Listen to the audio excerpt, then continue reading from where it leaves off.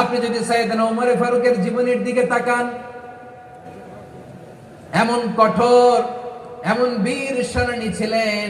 সাইয়েদনা ওমর ফারুক যদি রাস্তার এই মাথা দিয়ে হাঁটা শুরু করতেন, শয়তান ওমর ফারুককে দেখলে ওই রাস্তা রেখে দিয়ে অন্য রাস্তা দিয়ে হাঁটতো। সুবহানাল্লাহ। ওমর ফারুক রাদিয়াল্লাহু তাআলা কি পার্সোনালিটি ছিল, কি পার্সোনালিটি। আমাদের এলাকায় ছোট বাচ্চারা রাতে ভাত খেতে চায় না, আমার মেয়েটাও খেতে চায় না। এই এটা দিব, ওইটা দিব, আজকে মাহফিলে আসার সময় বলে দিছে লিস্ট করে এটা এটা আনতে হবে। তো ছোট্ট বাচ্চাদের অনেক বায়না থাকে, ওরা রাতে খেতে চায় না।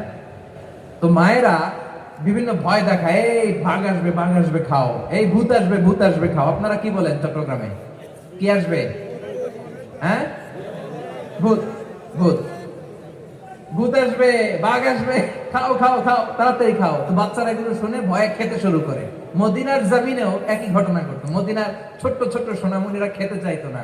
তো মায়েরা বলতো, হা হুয়া ইয়াতি উমর, হা হুয়া ইয়াতি উমর, ওই যে উমর আসতেছে, উমর। ওমরে ফারুকের কথা শুনলে বাচ্চারা কেউ খান না। সুবহানাল্লাহ পড়বেন না? ওমরে ফারুক রাদিয়াল্লাহু তাআলা আনহু, ওনার কথা শুনলে গায়ের মধ্যে গুজবাম হয়, গায়ের পশমগুলো দাঁড়িয়ে যায়। সুবহানাল্লাহ বলেন।